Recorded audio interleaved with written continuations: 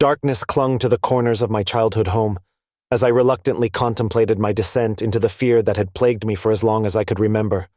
Arachnophobia. The very thought of it sent shivers down my spine. But there was no other way. I had to crawl through the crawl space beneath our old, creaking house, as it was the only access to the forgotten room that held a secret my family had guarded for generations. The narrow entrance to the crawl space loomed before me, a gaping maw leading into the unknown. I felt a bead of sweat trickle down my temple as I gripped the flashlight tightly, my knuckles turning white. The air was heavy with the scent of dust and decay, the shadows within like inky tendrils, threatening to pull me into their abyss. "Get a grip," I muttered to myself, my voice quivering. "You can do this." It was a promise to myself and to my family's legacy that forced my trembling body to move forward. With a deep breath, I lowered myself onto my hands and knees and entered the narrow passage, the rough wooden beams brushing against my back. The first few feet were a claustrophobic nightmare, the ground beneath me uneven and covered in a layer of ancient cobwebs. I knew there would be spiders here. I had braced myself for that. But what I hadn't anticipated was the intensity of my own fear, the irrational panic that threatened to overtake reason. I shone the flashlight ahead, its feeble beam revealing a tangle of webs glistening like delicate threads of silver. My heart raced, my pulse pounding in my ears. Each shadowy crevice held the potential for arachnid horrors, and I couldn't afford to let my fear paralyze me. Cautiously, I inched forward, whispering words of reassurance to myself. "You're safe. You're in control." My palms were slick with sweat as I brushed away the first layer of cobwebs. The sensation of clinging silk on my skin sent a shiver down my spine. As I progressed deeper into the crawl space, the oppressive darkness began to weigh on me. I could hear the soft skittering of unseen legs, their unsettling rhythm echoing through the enclosed space. The walls seemed to close in, and I had to suppress the urge to scream. My flashlight revealed ancient wooden beams above, covered in more webs and the long-forgotten dust of countless years. Then it happened. The first spider came into view. It was a monstrous creature, its bloated abdomen gleaming in the feeble light.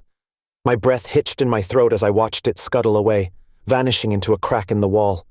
Fear gripped me like a vice, and I wanted to turn back, to flee from this nightmare. But the secret room, the family legacy, beckoned me onward. I had to endure this torment. I forced myself to keep crawling, my every movement sending fresh tremors through the webs that clung to me. Spiders of all sizes scurried away from my path, their presence gnawing at my sanity. With each inch I advanced, I grew more aware of the web-covered world I had entered. The crawl space had become a web-infested labyrinth, the gossamer threads so thick they formed a glistening tapestry across the beams, and some of them clung to my arms and face. My heart pounded, and I could feel the creeping sensation of spiders on my skin.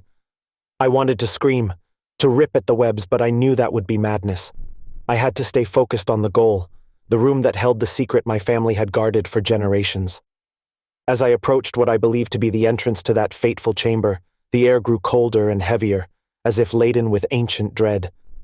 My flashlight flickered, casting eerie, elongated shadows on the walls. The crawl space seemed to conspire against me, the webs drawing tighter around me, almost as if they were trying to keep me from reaching my destination.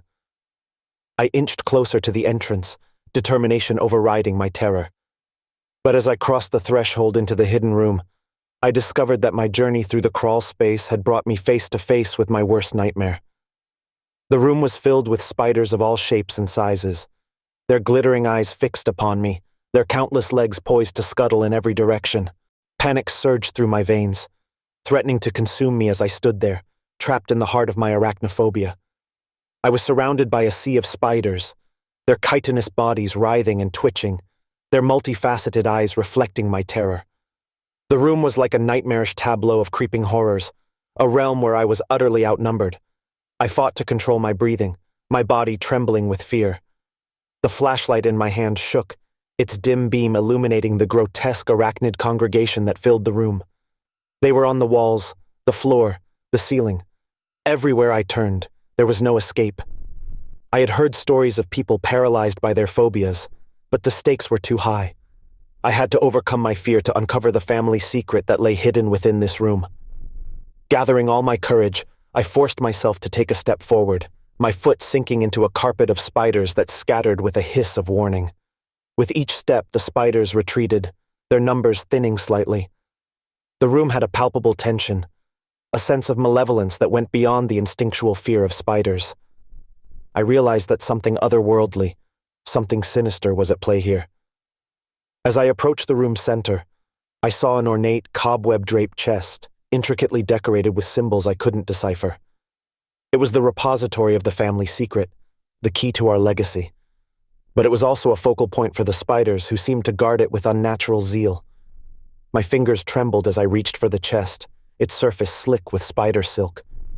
The arachnids watched me with an eerie collective intelligence, their movements synchronized like a macabre dance. With great effort, I managed to pry open the chest's lid. Inside, nestled amid layers of ancient documents, I found a delicate glass-encased spider figurine. It was a thing of exquisite craftsmanship, its 8 legs painstakingly etched in glass, and its abdomen filled with an inky, ebony substance that pulsed like a living heart. This figurine was the source of the family secret, the embodiment of our legacy. As I lifted the figurine from its resting place, I could feel the spider's agitation intensify. It was as though I had stolen something of immense value to them, something that bound them to this cursed room. The room itself seemed to shudder, and I knew that my intrusion had awakened ancient forces. A low, ominous hum resonated through the chamber, growing louder with each passing second. The glass-encased spider figurine in my hand pulsed in response, its dark substance undulating as though it were alive. The figurine held a power beyond my comprehension, a malevolence that transcended the realm of arachnids. I could no longer ignore the mounting danger. The spiders, agitated and frenzied, had begun to close in on me. Their numbers swelled as if conjured by some arcane force. In a desperate bid to escape, I made a hasty retreat toward the crawlspace entrance, my heart pounding with sheer terror. The room had become a nightmarish trap, a web of living nightmares closing in around me. My hands shook as I fumbled my way through the crawlspace, the disorienting darkness and webs a cruel reminder of my own phobia. The spiders pursued me, their venomous intentions clear. My fear had summoned something beyond the ordinary realm of arachnids, and I was helpless before it.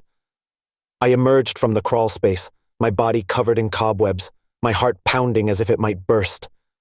The figurine clutched tightly in my hand. I sealed the entrance, barricading the malevolent forces within. I had the family secret, but it came at a heavy cost, and I knew that the legacy of arachnophobia would forever haunt my family's bloodline. Thank you so much for listening. If you enjoyed this video, please give it a thumbs up and consider subscribing to my channel for more stories. Your support means the world to me, and it helps me create more great content for you. Until next time.